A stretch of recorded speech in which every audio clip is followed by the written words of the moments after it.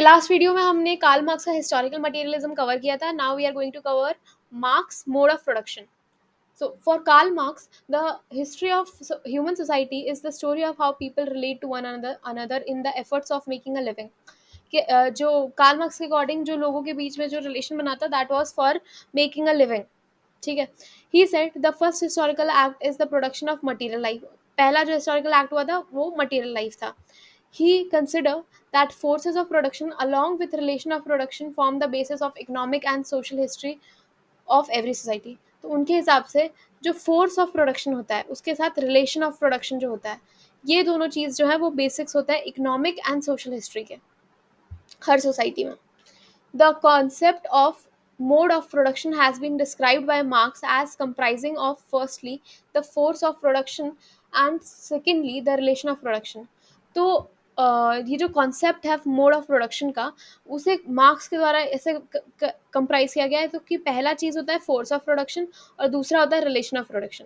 Force of production का मतलब हमें ज़रूरत जो है पहले नीड क्रिएट हुआ कि यार हमको इस चीज़ की ज़रूरत है तो that is becoming the force of production. ठीक है. एनर्जी क्या है ये काम करने के पीछे because we need it.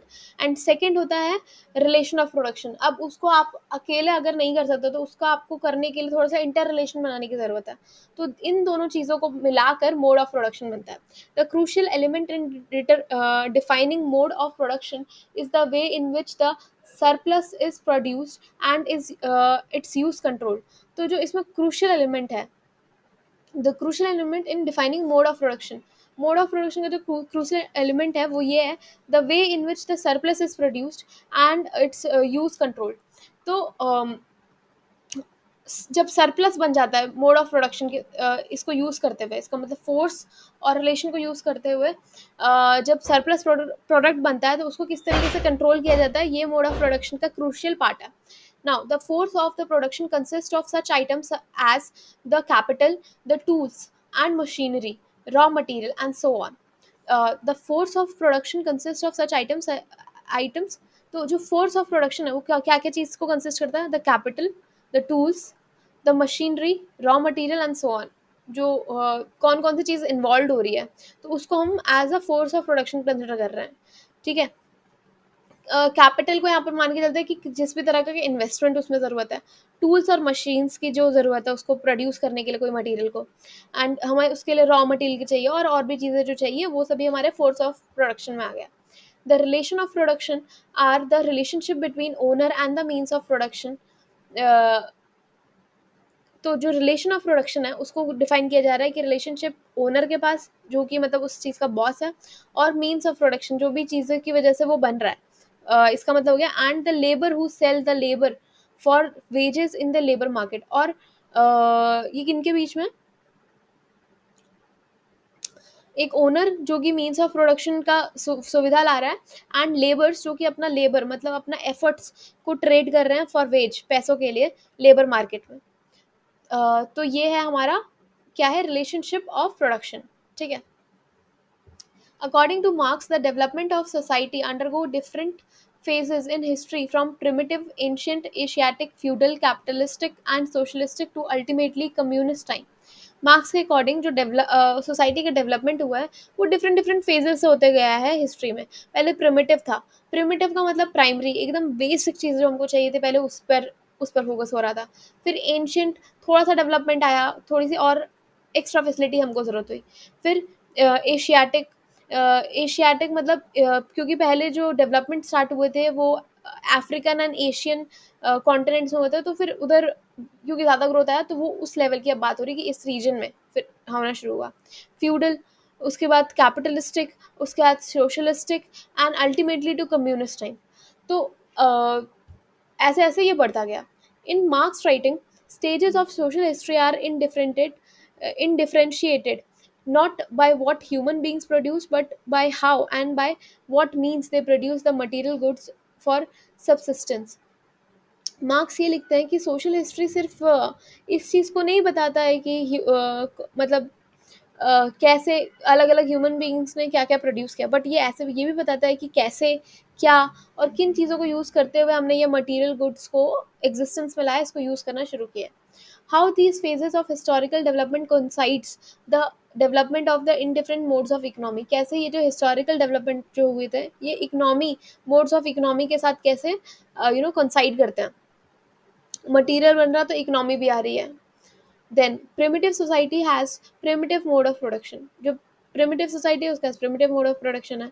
And ancient society has slave mode of production, ancient में कैसा स्लेव्स थे और उनको यूज करते हुए आपने प्रोडक्शन करना शुरू किया। प्रिमिटिव का मतलब ये था कि वहाँ पर आप खुद काम कर रहे थे। एंशियंट में हो गया कि आपने स्लेव्स ले आए प्रोडक्शन करने के लिए। Asiatic society has a Asiatic mode of production based on agriculture and irrigation. Okay, तो एशियाटिक सोसाइटी जो है अब वो एग्रीकल्चर और इरिगेशन पे अब ध्यान देने लगी। Then feudal society had feudal mode of production based on the division of landlords and serfs. तो अब क्या वहाँ पर फ्यूडल सोसाइटी में क्या हो रहा है कि अब वहाँ पर कुछ लैंडलॉर्ड्स हैं और उसमें वो काम करने के लिए कुछ लोग को एम्प्लॉय कर रहे हैं। In the capitalistic society, we have the capitalistic mode of production in which the classes of capitalist and worker exist. और कैपिटलिस्ट सोसाइटी में क्या हो रहा है कि कुछ कैपिटलिस्ट है, मतलब जिनका काम है पैसा बनाना, okay, management, they are seeing the management and executive part, but उसमें और उसके साथ उसको करने वाले जो मेनली एक्चुअली उसको काम कर रहे हैं ग्राउंड लेवल पर, वो वर्कर्स को लेकर वहाँ पर ऐड है। Okay. This description given by Marx of the historical development of societies and the consecutive changes in the mode of production. Sorry for the disturbance, मेरे घर में एक छोटा बेबी है तो वो गाना लेके आ गया था, फ़ोन यूज़ कर रहा था। Okay, this description given by Marx of historical development of societies and the consecutive changes in the mode of production is called historical and dialectical materialism. इसी डेवलपमेंट को, जिस तरीके से सोसाइटी डेवलप की, इसी को जो मार्क्स है वो कहते हैं historical and dialectical materialism. Dialectical आपको मैंने लास्ट वीडियो में बताया था। डायलेक्टिकल का मतलब होता है जिसमें एक थीसिस होता है, एक एंटी थीसिस होता है, मतलब किसी भी स्टेटमेंट का एक पॉजिटिव पार्ट होता है, एक नेगेटिव पार्ट होता है। जब इन दोनों को हम लोग एक साथ स्टडी करते हैं तो उसको हम लोग सिंथेसिस कहते हैं। नाउ सिंथेसिस भी एक स्टेटमेंट बन गया, फिर उसका भी एंटी सिंथेसिस होगा। तो इसी प्रोसेस को लगातार चलता ही रहता है, मतलब हर चीज़ का कुछ वाइट है कुछ ब्लैक है, and we must follow the grey path. तो इसको डायलेक्टिक्स कहा जाता है। ओके, तो हिस्टोरिकल एंड डायलेक्टिकल मटेरियलिज्म इसी को कहा जा रहा है। Each stage follows logical from the previous one. Her stage जो है पहले वाले से थोड़ा सा ज़्यादा एडवांस बन रहा है, और पहले वाले की हमने जो चीज़ें सीखी उसको भी इम्प्लीमेंट किया जा रहा है। This is because each stage contain inner contradictions और टेंशंस। और चेंजेस क्यों आए थे? क्योंकि उसमें कुछ कॉन्ट्राडिक्शंस, कुछ दिक्कतें आ रही थी और कुछ टेंशंस थी, और उसके अकॉर्डिंग ही जब भी कोई कॉन्फ्लिक्ट आता है तो जिसको मार्क्स कहते हैं रिवोल्यूशन होता है। जब भी कहीं पे कॉन्फ्लिक्ट आता है तो वहाँ पर न्यू रेवोल्यूशन आता है। तो वो रेवोल्यूशन जिसमें कॉन्ट्राडिक्शंस होती हैं और टेंशंस होती है, इसी के थ्रू चेंजेस आना शुरू होता है। These contradictions eventually break the system down and a new stage emerge from the womb of the old. इसी तरीके से जो कॉन्ट्राडिक्शन होती है वो आपके पहले के सिस्टम को बंद कर देती है और न्यू सिस्टम डेवलप होता है। Then there are 4 modes of production, 4 तरीके के मोड ऑफ प्रोडक्शन है। प्रिमिटिव कम्युनल सिस्टम, वो क्या होता है? The primitive communal system was the first and the lowest form of organisation of people and it existed for thousand of years. The primitive communal system was the first and the lowest form of organisation of people. Primitive जो communal system था वो था पहला और सबसे छोटा जिसमें लोग ऑर्गेनाइज होकर कुछ काम करना शुरू किए थे, and it existed for thousand of years, और ये थाउजेंड ऑफ कई सालों तक चला। In this system of very low level of forces of production, the relation of production were based on common ownership of the means of production. तो इसमें बोल रहे हैं in the system of very low level of force of production, जिसमें आपका force of production कम है। तो force of production क्या क्या था? Hmm, हाँ, फोर्स ऑफ प्रोडक्शन कम है and the relation of production were based on common ownership of the means of production. तो फोर्स ऑफ प्रोडक्शन कम है और साथ में जो रिलेशन ऑफ प्रोडक्शन वो इस तरीके से कि कुछ आप बना दो कुछ मैं बना देता हूँ and then we will exchange it. In such a situation, exploitation of humans by humans did not exist because of two reasons. इसमें कोई भी exploitation नहीं होता, इसके दो reasons हैं. First, the tools used, namely means of production, were so simple that they could be reproduced by anyone. इसका पहला रीज़न ये था कि जो भी चीज़ें यहाँ पर एक्सचेंज हो रही है वो इतनी सिंपल थी कि उसे कोई भी खुद से भी प्रोड्यूस कर सकता है. These were implemented like spears, sticks, bows and arrow etcetera. ऐसे सिंपल जो तीर धनुष and ये सब जो है, ये सब चीज़ें जो पहले बनती थी वो आप खुद भी बना सकते हो, इस टाइप से था. Hence no person or group of people had the monopoly of ownership over the tools. तो किसी का मोनोपोली नहीं था कि सिर्फ वही बना सकता है. Secondly, production was at a low scale, और कम स्केल में प्रोडक्शन होता था. द पीपल एग्जिस्टेड मोर और less on a substantial subsistence level. तो इसीलिए लोग जो है बेसिक चीज़ों के साथ काम करते थे और कुछ भी एक्स्ट्रा नहीं डेवलप करते थे. Then second mode of production क्या है हमारा, वो है एशियाटिक मोड ऑफ प्रोडक्शन, जिसमें हमने अभी थोड़ा सा ब्रीफली जाना था. क्या था? Agriculture and irrigation. इसमें क्या है? A characteristic of primitive communities in which ownership of land is communal. तो इसमें अब लैंड आ गया क्योंकि एग्रीकल्चर एंड इरिगेशन से रिलेटेड बात होना अब शुरू हो गया. These communities are still partly organise on the basis of kinship relation. अब इसमें किनशिप की बात हो रही है, मतलब पार्टली ऑर्गेनाइज्ड है, और जैसे कि पापा के पास कुछ है तो उन्होंने अपने बच्चों को, अपने सन को फॉरवर्ड किया वो चीज़, now they are owning it. तो इसमें अभी क्या है कि लोगों ने कुछ कुछ चीज़ें ना ग्रैब करना शुरू कर दिया कि ये तो मेरा है करके.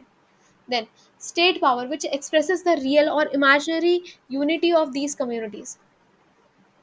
State power in which expresses the real and imaginary unity of these communities. But ये अभी क्या है कि कुछ यूनिटीज तो है कम्युनिटी में, इन सब में यूनिटी तो है. Control the use of essential economic resources, और ये कंट्रोल्ड वे में यूज़ करती हैं जितनी भी इकोनॉमिक हमारी एसेंशियल इकोनॉमिक रिसोर्सेज है उसको, and directly appropriates part of labour and production of the community. और जो लेबर है और जितना भी आप रिसोर्सेज यूज़ कर रहे हो, अ, वो कम्युनिटी के हिसाब से ही कर रहे हो, तो वो कुछ अभी भी एक्सप्लॉइटेशन नहीं माना जाएगा. This mode of production constitute one of the possible form of transition from classless to class society. But यहाँ से शुरू हो गया है कि जहाँ पर पहले कोई क्लास नहीं था, अभी उधर से कुछ क्लास सोसाइटी डेवलप होना लग गए, because people have started to own few of the land part so that they can do agriculture and irrigation. तो यहाँ से क्लास सोसाइटीज शुरू हो गए, क्लासलेस से क्लास सोसाइटीज. और ये हम किसकी बात कर रहे हैं? Asiatic mode of production. Then third, ancient mode of production. Ancient mode of production में हमने क्या सीखा था कि अब वहाँ पर प्रिसाइड्स कैपिटलिस्टिक प्रोडक्शन, यहाँ पर अब कैपिटलिस्टिक का थोड़ा आना शुरू हो गया है. अ, मतलब कैपिटलिस्ट लोगों से जस्ट पहले master has the right of ownership over the slaves. इसमें जो है ना, एक मास्टर और एक स्लेव है, and appropriate the product of the slave labour. तो और वही डिसाइड करते हैं कि कितना वैल्यू है किसी स्लेव लेबर का, कि कैसे कैसे है वो उसको डिवोट करेंगे अपना share. The masters profit is constituted by the difference between what the slave produce and what they consume. और मास्टर का सारा प्रॉफिट माना जाएगा कि स्लेव ने कितना प्रोड्यूस किया और उसने कितना कंज्यूम किया. उसका बचा हुआ जितना भी है, all that surplus belongs to master. वो जितना कंज्यूम किया ठीक है, और जितना प्रोड्यूस किया उसके बीच का डिफरेंस, वो हो गया हमारा एंशियंट मोड ऑफ प्रोडक्शन में, क्योंकि यहाँ पर कोई ओनर है और एक स्लेव है. तो स्लेव को तो वो कोई पैसे तो दे नहीं रहे हैं, बस जितना वो काम कर रहा है और जितना वो कंज्यूम कर रहा है. The possibility of accumulation comes about through the multiplication of slaves independently of growth in the productivity of labour. यहाँ पर थोड़ा सा एक्सप्लॉयटेशन इस तरीके से शुरू कर रहा है कि अब वो ज़्यादा से ज़्यादा स्लेव्स रख रहे हैं so that they can make the maximum work out of them and make a maximum profit for them self. Next, हमारा फोर्थ और लास्ट जो है mode of production, that was feudal mode of production. यहाँ पर इन्होंने fifth भी add किया हुआ है, बट ओके, उन्होंने पहले बोला था मेजरली फोर है करके. Well, let's go. The more you know the better chances you have in the paper. Okay. Then, feudal mode of production. Just as capitalistic exploited the worker of the mm, proletariat, so did the feudal lords exploit their tenant or serfs. तो जैसे capitalist लोग ने अपने workers को you know परेशान किया, उसी तरीके से फ्यूडल लॉर्ड्स ने भी अपने टेनेंट्स को परेशान किया। फ्यूडल लॉर्ड्स जैसे कि उन्होंने कुछ समय के लिए कि हाँ मेरे ज़मीन पे खेती कर लो, उसके लिए दिया, और वहाँ पर काम करने के लिए किसी और को दे दिया, और उनको मान लेते टाइम दे दिया कि 1 साल के लिए आप इसमें जितना प्रोड्यूस कर सको कर लो, और उसका कुछ परसेंटेज मेरे को दे देना। Now, feudal rents, whether in the form of service or tax, या फ्यूडल रेंट्स हो या तो सर्विस के नाम पे लेते थे कि ठीक है इस इतने पे आप कर लो और बाकी का आपको मेरी ज़मीन पे ही करना पड़ेगा, या तो टैक्स कि वो अनाज या फिर पैसों के बेसिस पे उससे चार्ज करते थे। Was an important component of the feudal mode of production. तो ये जो है ना सर्विस के फॉर्म में या टैक्स लेना उनका इम्पॉर्टेंट ये मोड ऑफ प्रोडक्शन का फॉर्म बन गया। Then fifth, capitalism, a stage of human history. Capitalism में यहाँ पर दिख ही रहा है कि कोई है जो कि एकदम टोटली बस मैक्सिमम से मैक्सिमम प्रॉफिट बनाना चाह रहा है। The stage of capitalism according to Marxist interpretation of history is a natural outcome of the contradiction within the feudal system. ये कैपिटलिज्म बना इसीलिए क्योंकि हमारा फ्यूडल सिस्टम में जिसमें कि कुछ लैंडलॉर्ड्स हैं और उसमें काम करने वाले टीनेंट्स हैं, इनके बीच में जब कॉन्ट्रडिक्शन आया तो कैपिटलिज्म का राइज हुआ। The feudal owner was marked by the operation of serves by the feudal lords. वो ये बता रहे हैं कि फ्यूडल लॉर्ड्स जो थे वो काफ़ी ज़्यादा जो टीनेंट्स थे उनको काफ़ी ज़्यादा ऑपरेस करते थे, सप्रेस करते थे। The tension within the system led to the breakdown of feudalism, freeing large numbers of tenants from the feudal lands. तो इसी टेंशन इतना टेंशन बढ़ा कि इसके बाद फ्यूडलिज्म थोड़ा ख़त्म होने लगा और काफ़ी सारे जो लेबर्स हैं वो फ्री हो गए। The growing of towns observe the these people. अभी जो टाउन्स बड़े बड़े बन रहे थे या जो ग्रो कर रहे थे उन्होंने इन लोगों को अपने सर्विस में रख लिया। लेबर फोर्स दस became available for product manufacture. तो एक लेबर फोर्स आ गई कि हमें यहाँ पर कुछ सामान प्रोड्यूस करना है। The development of new machines, the birth of the factory system and the mass production of goods consolidated the new economic system called capitalism.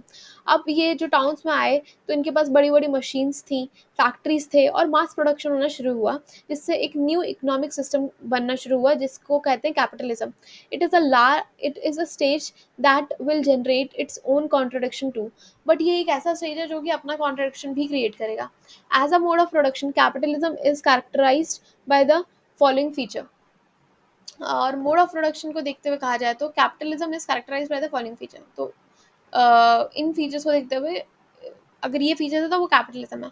Production of sale rather than for self use. आप बेचने के लिए कोई चीज़ बना रहे हो, self use के लिए नहीं बना रहे हो। The existence of the market where labour power is bought and sold. Market में आप जो है ना लोगों का पावर जो है उसको खरीद रहे हो और बेच रहे हो। कि हाँ मेरे पास ये स्ट्रेंथ है, मैं ये काम कर सकता हूँ, तो I am ready to trade my skills and time for money. Then exchange take place through money. और अब जो एक्सचेंज हो रहा है वो पैसों के थ्रू हो रहा है। The capitalist control the production process. अब जो कैपिटलिस्ट है वो डिसाइड करेगा कि कितना प्रोडक्शन करना है।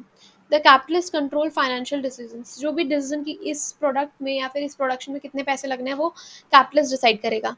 Six, competition. अब इससे कॉम्पिटिशन भी काफ़ी ज़्यादा आ गया मार्केट में, एक दूसरे से लोग compete कर रहे हैं for producing the same material. Six six mode of production हमारा हो गया सोशलिज्म। Seventh, communism. तो कम्युनिज्म में क्या है? Marx discusses communism as a form of society in an economic and philosophical manuscript. He wrote that communism is the positive abolition of private property. Communism जो है वो प्राइवेट प्रॉपर्टी का abolish कर रहा है। ऑफ ह्यूमन सेल्फ एलियनेशन, जिससे कि लोग जो है वो सेल्फ एलियनेट ना हो। एंड दस the real appropriation of human nature. और इसी के ह्यूमंस जो है साथ में एक दूसरे के साथ थोड़ा सा मिल सकते हैं through through and for man. तो नेचर और मैन का इसमें इंट्रैक्शन हो रहा है और सभी लोग एक जगह पे मिल रहे हैं। ये हो गया हमारा communism. He concluded that the transitory stage of proletariat uh, proletarian democracy must normally and inevitably culminate in communism। तो इसमें दिखा रहा है कि कुछ ये ट्रांजिशन हो रहा है अब कि कोई एक इंसान जो है वो सिर्फ प्रॉफिट के बारे में नहीं सोच रहा बल्कि थोड़ा सा सोशलिज्म के बारे में भी सोच रहा है। और मतलब कैपिटलिस्टिक कैरेक्टरिस्टिक कम हो रहा है और कम्युनिज्म से वो मिल रहा है, जिसको कहेंगे कैपिटलिस्टिक क्वालिटी कम हुई और सोशलिज्म क्वालिटी थोड़ी बढ़ी, जिससे थोड़ा लोग आपस में इंटरेक्ट भी हो सकते हैं, and they are not completely सिर्फ कि सुन रहे हैं और अपना कुछ आप पॉइंट ही नहीं रख सकते. In communist society where nobody has one exclusive sphere of activity but each can become accomplished in any branch he wishes, society regulate the general production and thus makes it possible for me to one thing today and another tomorrow. तो अब क्या है, communism में ऐसा नहीं है कि कोई एक इंसान एक ही काम कर सकता है, उसको तो वही करना पड़ेगा, बल्कि यहाँ पर अब थोड़ी फ्रीडम आ गई कि आज आप एक काम कर रहे हो तो कल आप दूसरा काम कर सकते हो.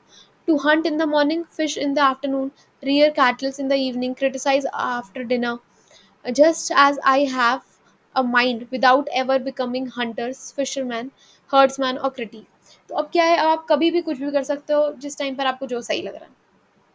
ये हो गया हमारा कम्युनिज्म में. तो अब आप you are using your brain and your emotions कि आप डिसीजन ले सकते हो. Now capitalism and class conflict कैसा आया.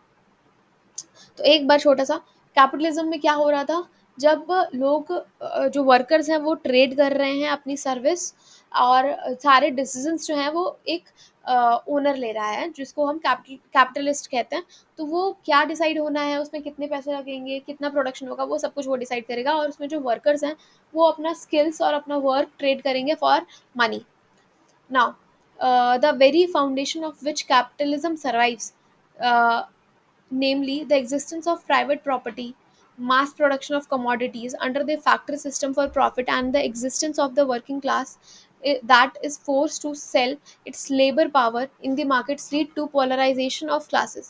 अब इसमें अभी कैपिटलिज्म और क्लास कॉन्फ्लिक्ट ऐसे बनना शुरू हुआ, या फिर इसको कहेंगे कि ऐसे सर्वाइव किया, जिसमें लोगों के पास, कुछ लोगों के पास प्राइवेट प्रॉपर्टी थी और वो मास प्रोडक्शन और किस तरीके से रिसोर्सेज को यूज़ करना है उसको कंट्रोल कर रहे थे, and factory system of profit जिसको वो मेंटेन रख रहे थे, वेराज दूसरी तरफ जो है लोग अपना लेबर पावर सेल कर रहे थे मार्केट में. इसकी वजह से बहुत ज़्यादा पोलराइजेशन आ गया क्लासेस में. एक इंसान है जो कि प्रॉफिट पे खेल रहा है और एक इंसान है जो अपना टाइम और लेबर सेल कर रहा. As capitalism progression, these class divisions become wider. जैसे कैपिटलिज्म प्रोग्रेस करता है तो ये जो क्लास डिविजन है ये और बढ़ता जाता है. The interest of the bourgeoisie bourgeoisie and proletariat become more and more separate. इससे जो है ना दोनों का इंटरेस्ट, मतलब जो lower class and upper class जो है, कैपिटलिस्ट और वर्किंग क्लास है, उनमें काफ़ी ज़्यादा सेपरेशन आने लगा. The proletariat becomes ununified. जितने भी प्रोलेटरेट थे वो सभी मिल गए, एक साथ आ गए. After all they share the same problem and begin to seek the same solution. और क्योंकि ये सभी एक ही प्रॉब्लम को झेल रहे थे और उनको एक ही सॉल्यूशन चाहिए था, अ class in it self become a class for it self.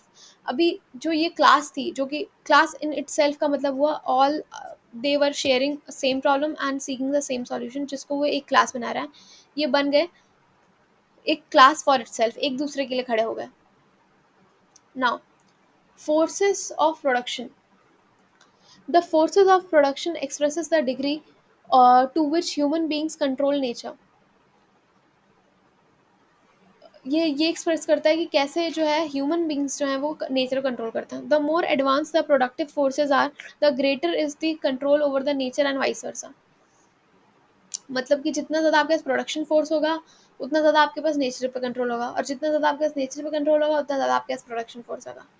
You can say the force of production are the ways in which material goods are produced. Force of production का आप कह सकते हैं कि किस तरीके से इससे मटेरियल गुड्स प्रोड्यूस हो रहे हैं. They includes the technological know how, the type of equipments in use and goods being produce, for example tools, machinery, labour and the level of technology. तो इधर हम लोग ये कहेंगे कि जो टाइप ऑफ इक्विपमेंट्स यूज़ हो रही हैं इसमें, वो उसको हम कंसिडर करेंगे कि कैसे हम लोग यूज़ करने वाले हैं टूल्स, मशीनरी और labour and level of technology को किस तरीके से यूज़ करके हम लोग मैक्सिमम प्रोडक्शन कर सकते हैं, are all considered to be the forces of production. इन सभी चीज़ों को हम फोर्सेज ऑफ प्रोडक्शन में कंसिडर करेंगे. Relation of production. Relation of production में A relation of production are the social relation found among the people involved in the process of production. ये उन लोगों की बात हो रही है जो कि प्रोसेस ऑफ प्रोडक्शन में इन्वॉल्व हैं. Relation of production is not merely the ownership of the means of production. The employer relation, relation of production में सिर्फ ये नहीं कि किसके पास जो है ना ओनरशिप है प्रोडक्शन का. The employer relation to the worker is one of the domination, and the worker relations to the co worker is of the cooperation. इसमें बता रहे रिलेशन ऑफ प्रोडक्शन दो तरीके के होता है. एक का होता है कि एक डोमिनेट कर रहा होता है, एक सबॉर्डिनेट होता है. और जब दो लोग एक लेवल पे काम कर रहे होते हैं, मतलब अगर को वर्कर हैं तो उनके बीच में कॉर्पोरेशन होता है. Then mode of production. A mode of production is the relationship between the relation of production and the forces of production. Relation of production and forces of production जब मिलते हैं, मतलब एक मीन्स आ रहा है एक जगह पर और एक जगह पर लोग आ रहे हैं, सामान और व्यक्ति जब मिल रहे हैं तो उसको मोड ऑफ प्रोडक्शन कहा जा रहा है. Then class and class conflicts. Class in itself and class for itself, इसको थोड़ा सा जान लेते हैं. Marx recognizes class as a unique feature of capitalistic society. जो क्लास है वो कैपिटलिस्टिक सोसाइटी का पार्ट है. Number one, this is one reason why he did not analyse the class structure and class relation in other forms of society. इसीलिए उन्होंने कोई other structure नहीं define किया कि सोसाइटी में अलग चीज़ भी होती है. ठीक है, उन्होंने इसी को बताया है कि कैपिटलिस्टिक सोसाइटी में ही बेसिकली ये चीज़ देखी जाती है, class conflict. The social class has two major criteria. Social class जो है वो उनके दो मेजर क्राइटेरिया, एक है ऑब्जेक्टिव क्राइटेरिया, एक है subjective criteria. Objective criteria is people sharing the same relationship to the means of production comprises a class.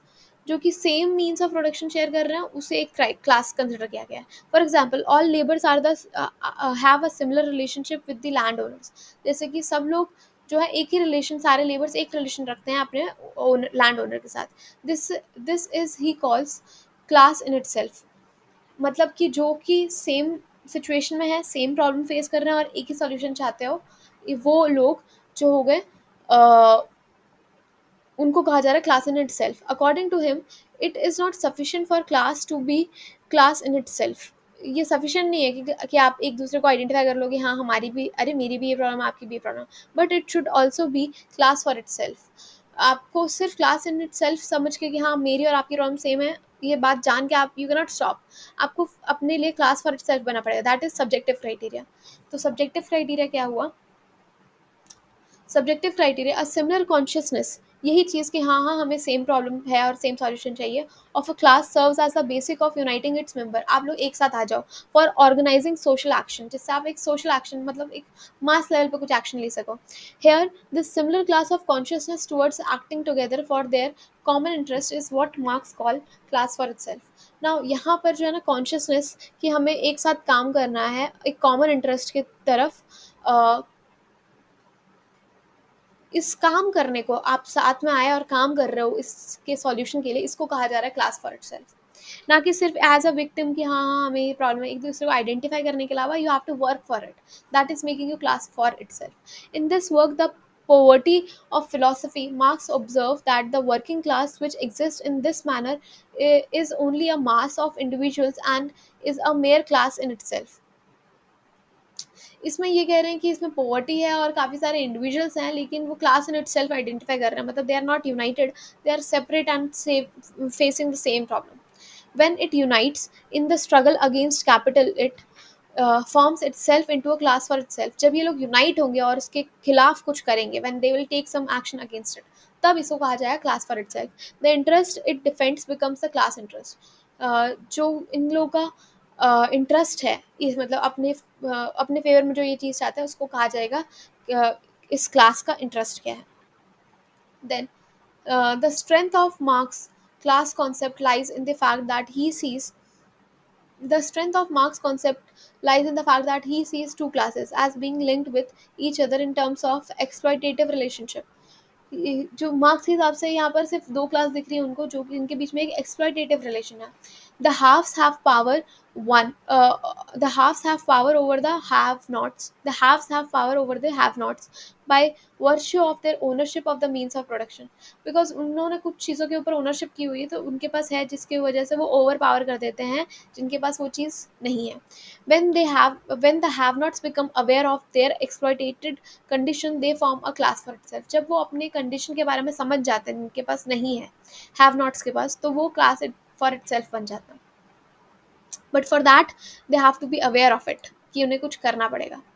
Then class conflicts. Marx said that the class antagonism and subsequently यहाँ पर एंटोगनिज्म का मतलब हुआ hatred toward something और someone. So Marx said the class antagonism, अगर आपको किसी के प्रति जो है ना क्लास को किसी चीज़ से प्रॉब्लम है, and subsequently the class conflict in the capitalist system will usher, usher मतलब showing direction in socialism in place of capitalism through a revolution. तो अगर आप मिल के इस चीज़ के प्रति काम नहीं करोगे तो ये जो कैपिटलिज्म है ये सोशलिज्म में कभी नहीं डेवलप होगा. इसका मतलब सबका जो विकास है वो नहीं होगा. और ये कैसे होगा? जब ये क्लास फॉर इटसेल्फ आएगा एक साथ और इसके अगेंस्ट कुछ काम करेगा which will bring a revolution, and इससे हम जो कैपिटलिस्टिक सोसाइटी से सोशलिस्टिक सोसाइटी बनेंगे. The contradiction between the forces and the relation of production is the basis of antagonism. तो एंटागोनिज्म का बेसिस क्या है? वो ये है कि forces of production and relation of production के बीच में जो कॉन्ट्रडिक्शन आ रहा है उसकी वजह से एंटागोनिज्म बन रहा है. The class originated in society due to number of reasons. Society में क्लास बनने शुरू क्यों हुए उसके कुछ रीजंस हैं. Some of the important ones being, कुछ उसमें से इम्पॉर्टेंट है expansion of productive forces beyond the level needed for subsistence. जब ये हमें इन चीज़ों की ज़रूरत नहीं लगी उससे ज़्यादा हमने चीज़ें प्रोड्यूस कर दी हैं तब आया. The extension of division of labour outside the family. जब आप डिविजन ऑफ लेबर जो है वो आप फैमिली से बाहर कर रहे हो, मतलब आपने आप काम आपको कुछ करना है लेकिन आपने उसको फैमिली में डिस्ट्रीब्यूट नहीं किया है बल्कि आपने उसको और भी लोगों को डिस्ट्रीब्यूट कर दिया बाहर अपने फैमिली के. The accumulation of surplus wealth. जब आप ज़्यादा से ज़्यादा पैसा बस अपने पास इकट्ठा करना चाहते हो. The emergence of private ownership of resources. और ज़्यादा से ज़्यादा चीज़ें आप सिर्फ अपने लिए रिजर्व करके रखना चाहते हैं और मैक्सिमम चीज़ें रिजर्व करना रखना चाह रहे हैं basically. The stark and wide disparities between the bourgeoisie and the proletariat create some tiny islands of prosperity in the vast ocean of poverty and misery. अब इसमें जो ये देखा जाए कि अगर कुछ लोग कहें कि नहीं हमारा तो सही है करके, तो इस तरीके से देखा जाता है, या फिर जो डिफरेंस है ना बॉर्जुगीज एंड पोलेटरेट्स के बीच में, वो ऐसा दिखाई देगा कि एक पोवर्टी के ओशन में कुछ आइलैंड्स हैं छोटे छोटे जो कि जिसमें लोग प्रॉस्पेरिटी के साथ जी रहे हैं. This contradiction according two marks will eventually produce a revolution crisis. जब तक इस तरीके का सिचुएशन चलेगा थोड़ी देर तक तो वो एक रिवोल्यूशन क्राइसिस लेके आएगा ही. The proletariats which constitute and will increasingly continue to vast majority of the production population as, क्योंकि यहाँ पर जो है vast majority जो है वो प्रोलेटरेट्स का है, मतलब जो ऑप्रेस्ड लोग हैं उनका है. will become a class, जो कि एक क्लास बन जाएगा. that is a social entity aspiring for the seizure of power and transformation of social relation. और जब ये इस चीज़ का अवेयर होगी और कहेगी कि इससे तो नहीं चलेगा, power and transformation of social relation होना चाहिए, मतलब कुछ बदलाव की ज़रूरत है. He has no love for emotionalism and humanitarianism, appeal to idealism. यहाँ पर वो इमोशनल होके या ह्यूमैनिटेरियन पर्सपेक्टिव से नहीं, आइडियलिस्टिक पर्सपेक्टिव से जो है ना चीज़ें सोचना शुरू किया कि इस तरीके से ही होना चाहिए. ही conceived of the class conflicts on every front and proposed the formulation of political party which would eventually gain victory and be the conquering class. अभी यहाँ पर वो सोचते हैं कि इसका जो सॉल्यूशन है वो ये है कि एक पॉलिटिकल पार्टी बनाई जाए और उसके बाद वो जीत जाएंगे क्योंकि उनके पॉपुलेशन भी ज़्यादा है, और उसके बाद ये एक विक्ट्री के साथ सारी प्रॉब्लम सॉल्व कर देंगे as being the conquering class, मतलब जीतने वाली क्लास बन के. Then dictatorship of proletariats. अब जब जो वर्किंग क्लास था उनका डिक्टेटरशिप आ जाता था. All the revolution of the past were accomplished by minorities for the benefit of minorities. जो रिवोल्यूशन जब भी हुए हैं तो वो माइनॉरिटीज के द्वारा आए गए हैं और वो बेनिफिट ऑफ माइनॉरिटीज के लिए ही था. The revolution of the proletariat will be accomplished by the vast majority of for the benefit of all. जो इसमें अकम्प्लिशमेंट होगी, जो रिवोल्यूशन आएगा उससे सबको फायदा होगा. The proletariat revolution will therefore mark the end of the class. ये क्लास को ख़त्म कर देंगे and the antagonistic character of capitalistic society. और ये जो हेटरिज्म है कुछ लोगों के प्रति because they are accumulating a lot of wealth and resources, वो ख़त्म हो जाएगा. This would mean that the private ownership of property will be abolished. किसी के पास कोई प्राइवेट ओनरशिप नहीं रहेगी. The proletariat will jointly owns means of production and distribute the produce according to the needs of the members of the society. अब ये सभी साथ में मिलकर चीज़ों को प्रोड्यूस करेंगे और जिसको जिस चीज़ की जितनी ज़रूरत है उस चीज़ को डिस्ट्रीब्यूट कर देंगे. This stage is called stage of dictatorship of proletariat. इसको इस स्टेज को कहते हैं dictatorship of proletariat, working class का. This stage is called the stage of dictatorship of proletariat. This stage will later on convert into a stateless society where the communist system will finally be established in the society.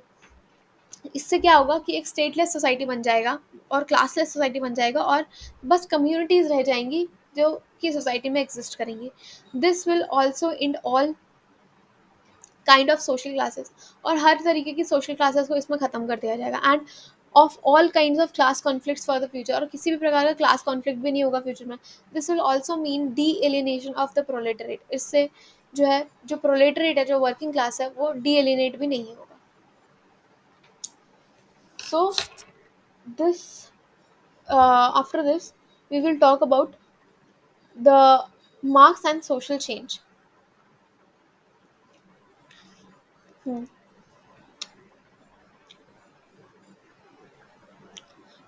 Marx and social change. Let us cover this in the next video.